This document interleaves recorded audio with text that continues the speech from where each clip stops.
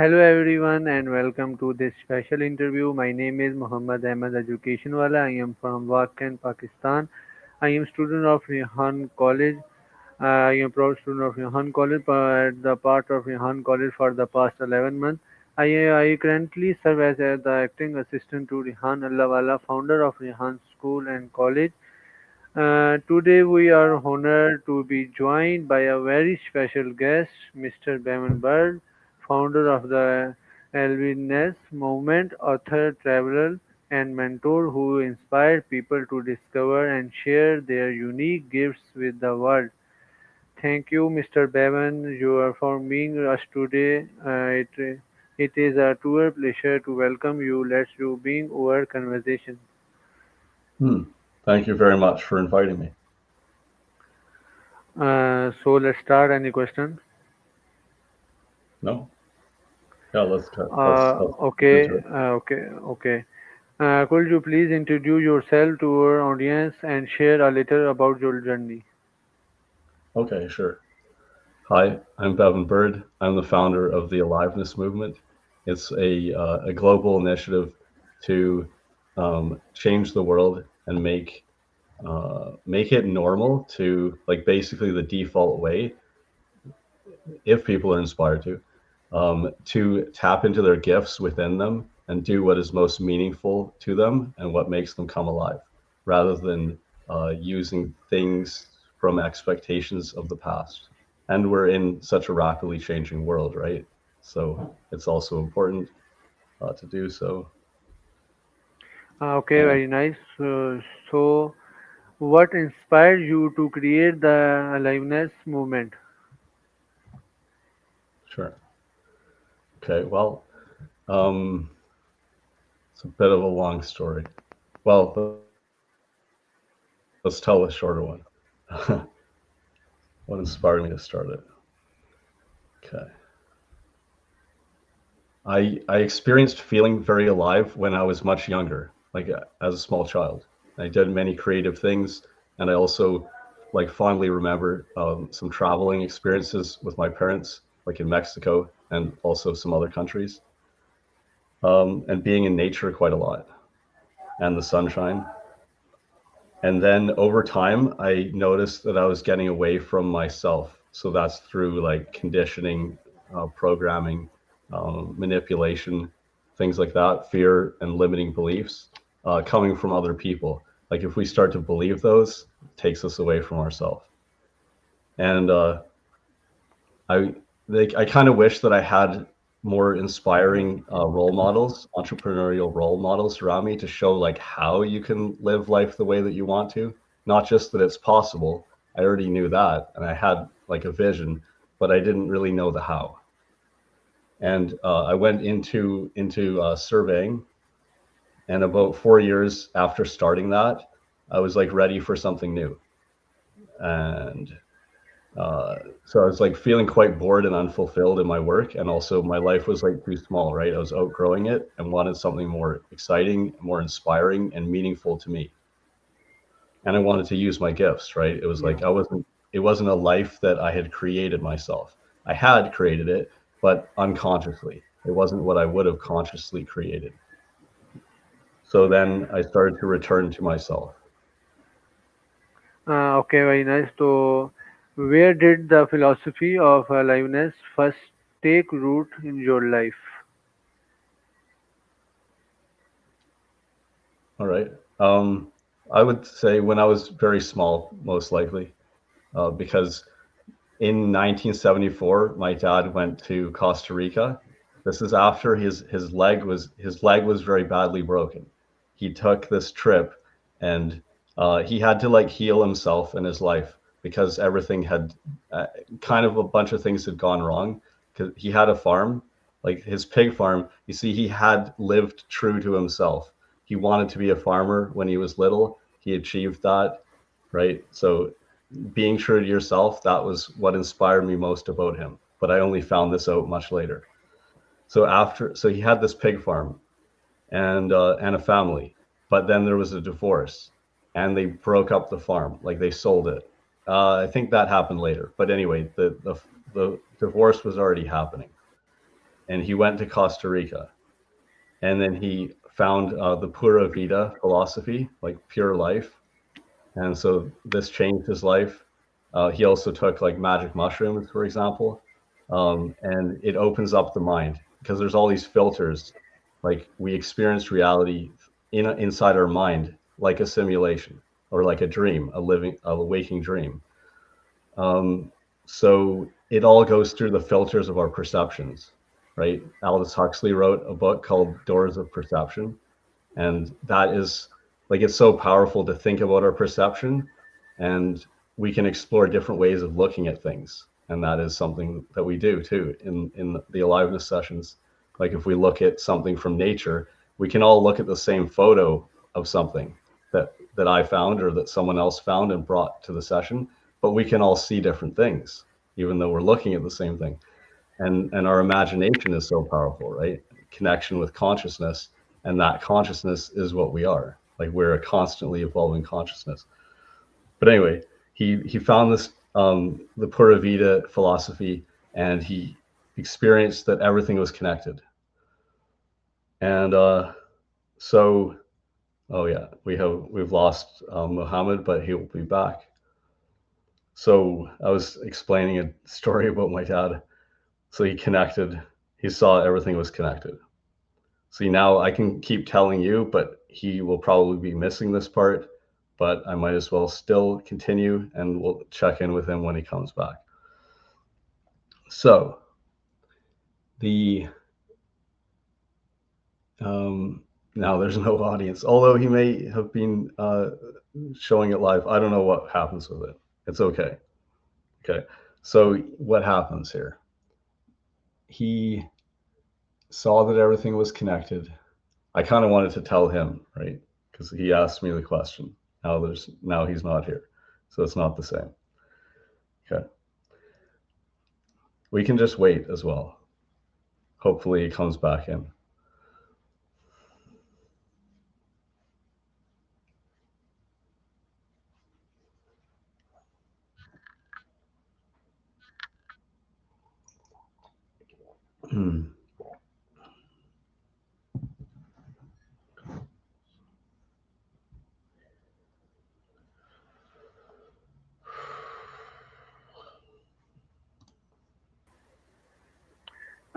Sorry, Bevan Bird, I am network issue.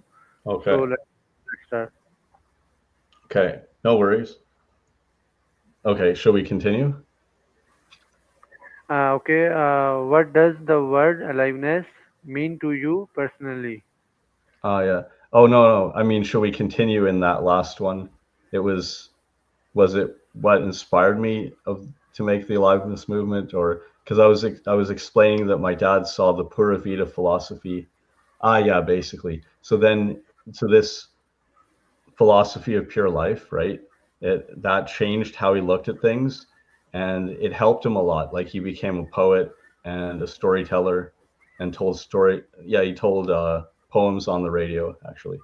Um, but later I got to okay, so there are connection issues on the other end.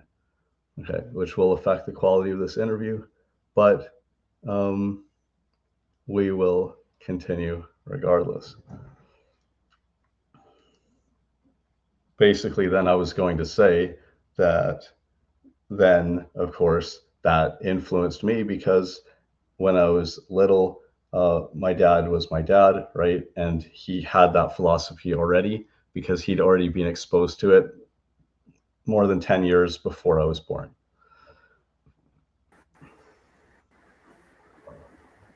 Okay, great. Hi, Muhammad. Okay, so I'll make it shorter.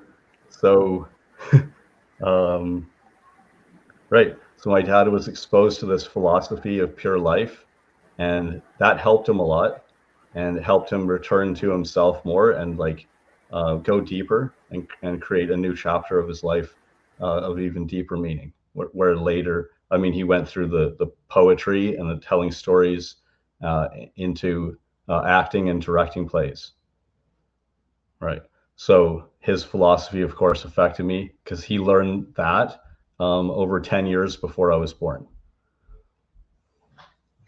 Okay.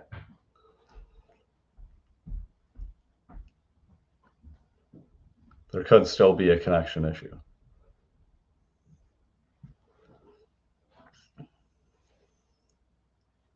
Okay. Oh yeah. Can you hear me, Muhammad? Yeah, yeah, okay. Okay. Okay. So I'm ready for the next question.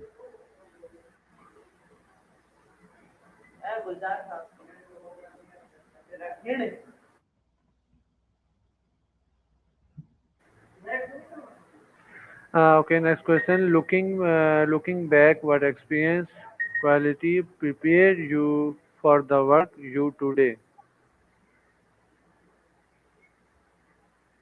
Okay. A great much of it. Many challenges, living in survival mode, um, and having a lot of limiting beliefs and fears and insecurities, and then learning how to transmute all this and break ancestral patterns, and to protect my peace and my energy, and also returning to myself, and yeah, and using my focus, energy, and power to to basically focus it on my mission.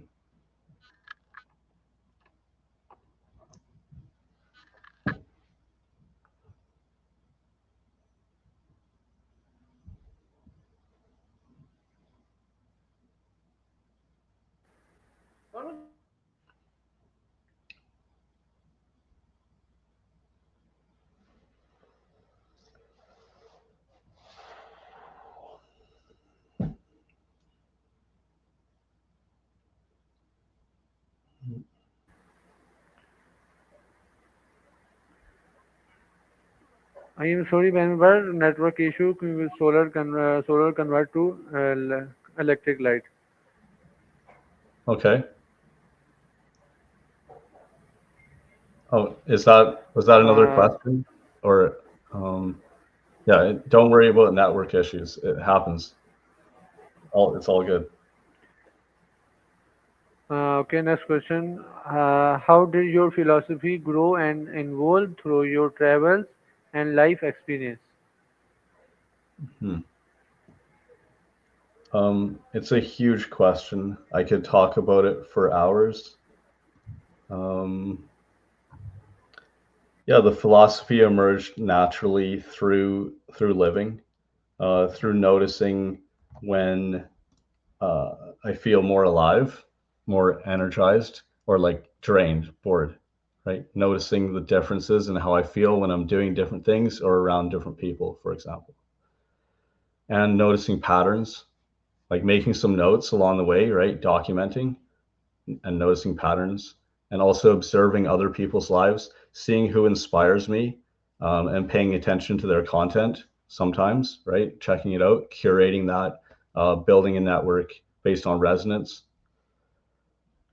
And so then observing in other people's lives too, and seeing the patterns and continuing to synthesize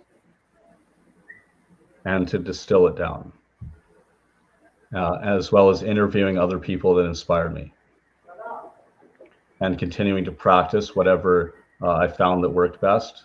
So it continues to emerge. Okay, what roles have nature, creativity, meaningful conversation, and community played in your own journey? Yeah, pivotal ones, very pivotal ones, because I've distilled it down. These are things that were most impactful for me in a way. Um, like they're continual practices. And like not everyone's aliveness path will necessarily look the same. In fact, they'll all look different because everyone is unique and has unique gifts as well, and unique things that they care about. Um, but the principles still remain, right? That certain things, like I can suggest a list of things and you can try them and you can see what helps you remember who you are the most and what makes you feel most alive. and then you can continue to do those things. Okay, next question. What kind of environment allows people to flourish naturally? Right. um, a, a safe environment, like an environment in which people feel safe. That's where it starts. I have some more words. Just a moment. I can share that in a bit more detail.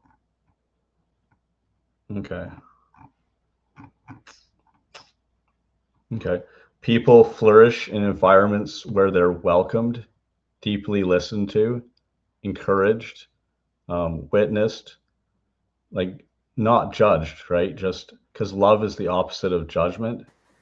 Well, I don't know if it's the opposite. Love is alignment, but the point is that there has to be freedom from judgment. Um, so, like compassionately witnessed, and also where they're trusted. Like we trust the person, and that's helping them to trust their self too, right? But it's all based on safety and respected and free to be their self, and also invited into a meaningful conversation or creation. Okay.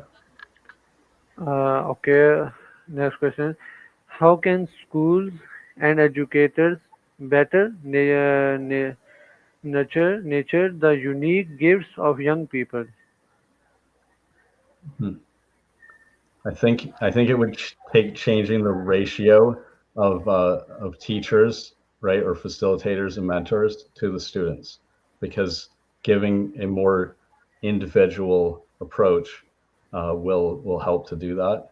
So it starts with really caring about the student and their potential, and having curiosity about them and what they came here, like what's the wisdom within them and their gifts and what they came here to do in the world and in the future, like their most meaningful contribution, which is joyful for them.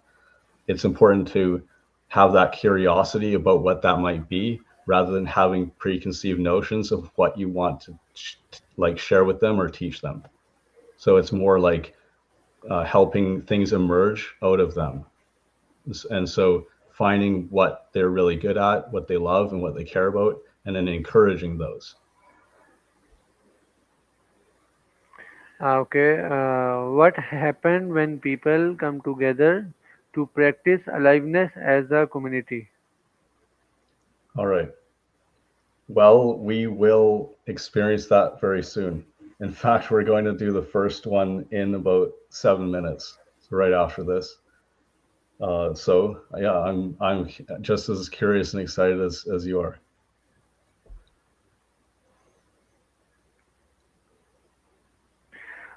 Okay, second last question. So, what message would you like to share with the youth of Pakistan? Okay. Well, you are enough as you are. Like others may have told you that you're not good enough, uh, you don't deserve to live your dreams, or it'll never happen, right? You're dreaming too big or whatever. But these things are lies. Other people may project onto you because they gave up on their self or their dreams, right? Or they doubt their self, they don't trust their self, right? So don't listen to those people. Um, you can surround yourself with those who dream and who believe in miracles, and people who inspire you, right? And people that are creating their dreams or already have, right? Or already have created part of it, which obviously Rehan recommends people to do, right? Connecting with inspiring leaders around the world. Um, so yeah, you have gifts within you. You were created for a reason. There's no mistakes in creation. So accept yourself, and celebrate yourself as you are, and see what emerges. Like be curious about your potential, and let's see what emerges over time. Okay, if our audience remembers only one lesson from today's conversation, what would you hope it to be? All right. Great questions, by the way. Hmm. Okay. Well, um, we can. become like we can feel like we're disconnected from God within, which is consciousness. So I want you to remember to return to that. Return to yourself. Remember that you are the field, like this, like universal field of consciousness in which all the experiences arise. You're not the character that you think you're playing. You are the field in which the experience happens. Okay, Mr. Bevan Bird, thank you so much for sharing your wisdom, experience, and vision with us today. You're welcome. Thanks for having me. Okay, thank you to our audience for joining us. Have a wonderful day, and we look forward to seeing you again soon. So,